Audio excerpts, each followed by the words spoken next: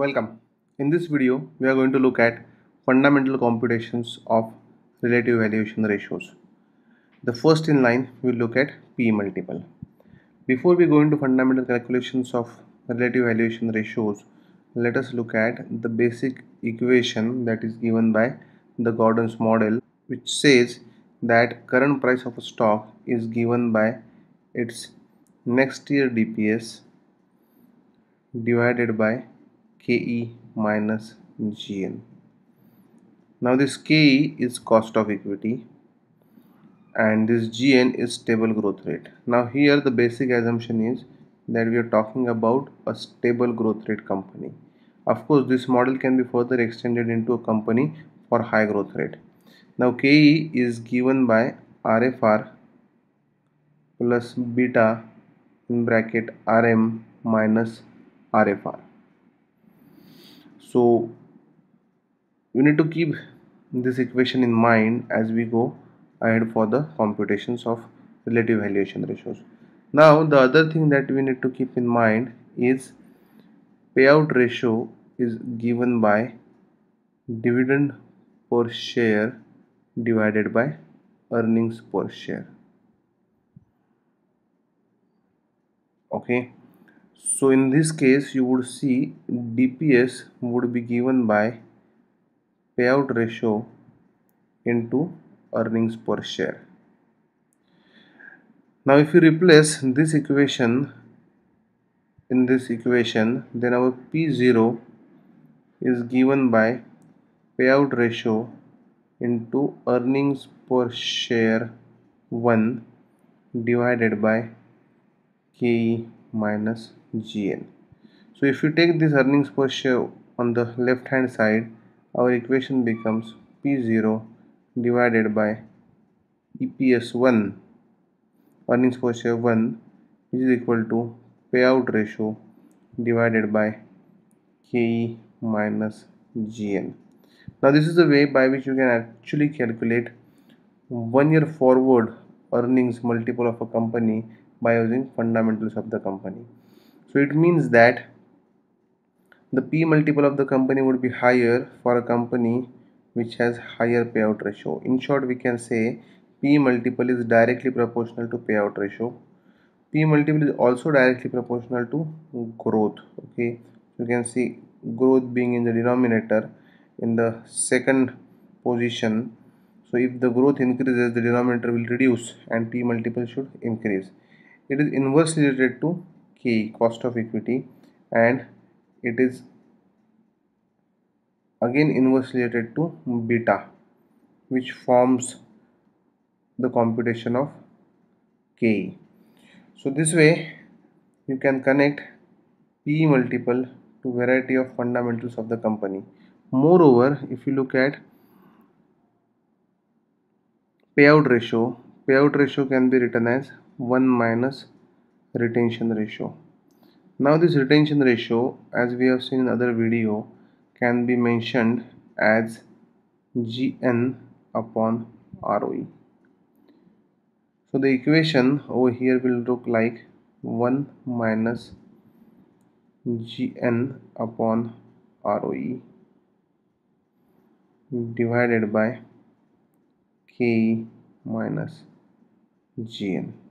Okay, so if you observe, if ROE of a company goes up, then this entire ratio will come down and hence P multiple of the company will increase. Said in other way, P multiple is also directly proportional to return on equity of the company. Now that was about the P multiple of the company. Now let us look at how can we represent the price to book value multiple of a company. So coming back with the same equation which we had looked at earlier, which is payout ratio into earnings per share 1 divided by KE minus GN. Now we all know that ROE of a company is also given by net income divided by book value of the company. So if we divide both in numerator and denominator by number of shares, then the equation can also be stated as earnings per share divided by book value per share. That is how ROE can be represented. So if you look at, we can also say earnings per share can be given as ROE into book value per share. Now if you replace this equation over here in this P0 calculation, then the P0 becomes payout ratio into ROE into book value per share 1 divided by KE minus GN. So we can represent P0 is equal to payout ratio. Let me correct this. P0 upon BVPS 1 is equal to payout ratio into ROE divided by KE minus GN. If you replace this payout ratio by 1 minus RR, the equation looks like this. And if you further expand this equation, then the equation will look like ROE minus ROE into RR divided by KE minus GN, which is equal to ROE minus GN divided by, in bracket, KE minus GN. Now this is the equation for price to book value of a company. This is how you can compute price to book value of a company from the fundamentals of the company. Now let us look at how these fundamentals affect the price to book value ratio. So the equation we just derived was P0 upon book.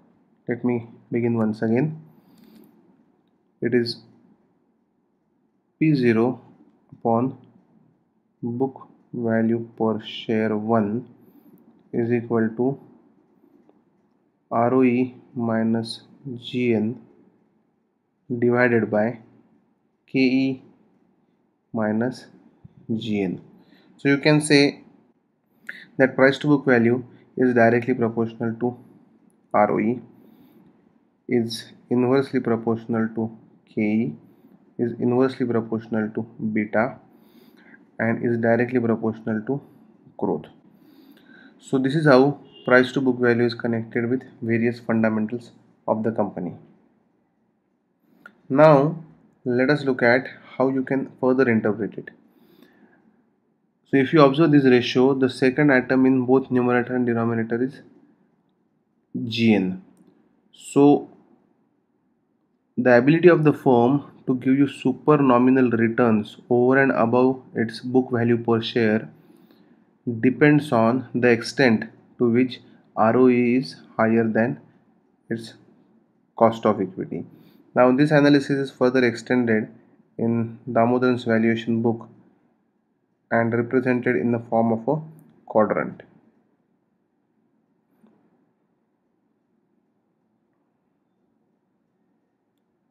Okay, so if we say this is ROE minus KE, and if we say this is price to book value 1 of a company, and we say that this is high and this is low and this is high and this is low. Now the companies falling in different quadrants can be categorized as undervalued, overvalued, or fairly valued depending on where they fall.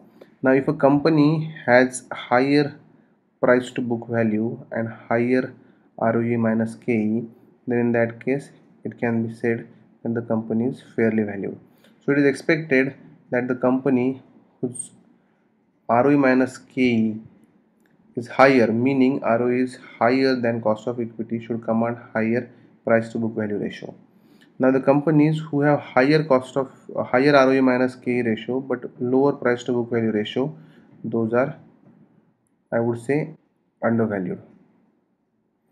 So what we are saying is higher ROE minus KE but lower price to book value. Similarly, look at ROE minus KE ratio in these two quadrants. So here you would see ROE minus KE is lower but price to book value is higher. So it is unjustified. If the company has lower ROE minus KE, then the company should also have lower price to book value ratio. So that is how this company is overvalued. And in this quadrant, you would see both price to book value and ROE minus KE ratio are lower. So this is a fairly valued company. So if you classify a set of companies in this quadrant, then you would be able to see which company is overvalued and undervalued.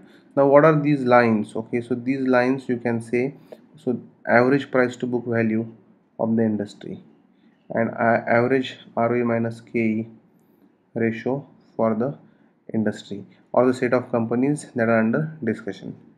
So that was about price to book value ratio. Now let us look at the third ratio in this series,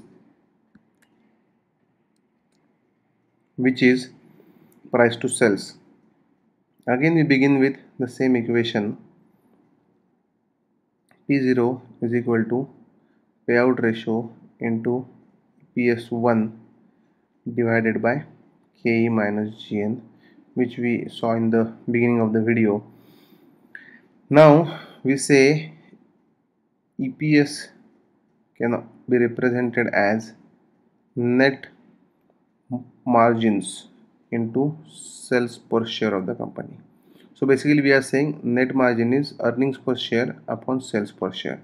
So we replace EPS value in this equation as payout ratio into net margin into sales per share 1 divided by KE minus GN. So my P0 upon sales per share, in short price to sales ratio, is given by payout ratio into net margins. Net margins I am referring to net profit margins divided by KE minus GN. So here you would see price to sales ratio is directly proportional to payout ratio, directly proportional to net profit margins of the company, directly proportional to growth, indirectly proportional to cost of equity, and indirectly proportional to beta. Meaning if the KE increases, price to sales ratio should go down, and if beta increases, the price to sales ratio of a company go down. Now this is how you can represent three different key ratios that are used for relative valuation. So let us quickly summarize them. So the first one we said was P0 upon EPS 1, and we represented it as payout ratio divided by KE minus GN.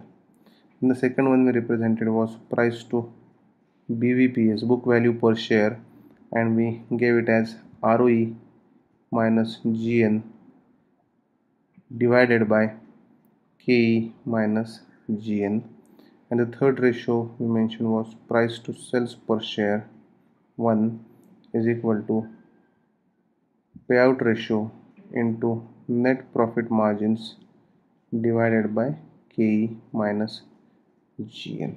So this is how you would compute price to sales, price to earnings, and price to book value ratios.